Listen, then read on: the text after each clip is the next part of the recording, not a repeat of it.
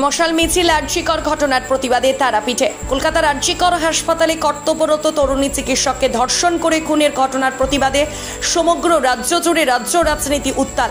সেই ঘটনার প্রতিবাদ জানাতে বিভিন্ন রাজনৈতিক দল, মানবাধিকার সংগঠনের কর্মী সহ নানান স্তরের লোকজন পথে নেমে সপ্তাহভর বিক্ষোভ মিছিল পথে হাঁটছেন।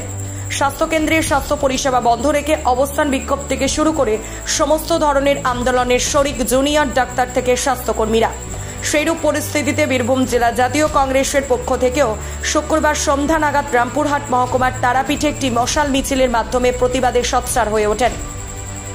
আজকের ঘটনা প্রসঙ্গক্রমে জাতীয় কংগ্রেসের জেলা সভাপতি তথা প্রাক্তন বিধায়ক মিল্টন রশিদ বলেন, মুখ্যমন্ত্রী শুধুমাত্র সঞ্জয়ের ফাঁসির দাবিতে পথে নামবেন। আমরা আওয়াজ তুলছি যে সঞ্জয়ের ফাঁসির দাবি তো আছেই, ওটা পরের কথা, কিন্তু তার আগে সঞ্জয়ের সহযোগী বাকি অন্যান্য আসামিদেরও গ্রেফতার করে জনসমক্ষে তুলে ধরা এবং উপযুক্ত শাস্তি দিতে হবে। সেই সমস্ত দাবি নিয়ে শুক্রবার সন্ধ্যায় তারাপীঠে মশাল মিছিলের মাধ্যমে প্রতিবাদ কর্মসূচি পালন করা হয় বলে কংগ্রেস নেতৃত্বের বক্তব্য। বীরভূম থেকে শেখ রিয়াজউদ্দিনের রিপোর্ট, নিউজ আড্ডা 20।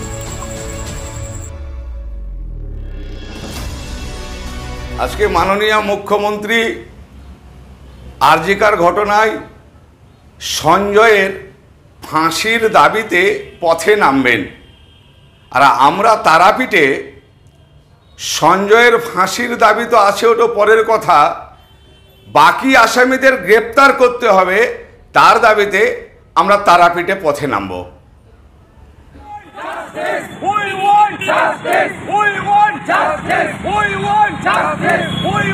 Justice!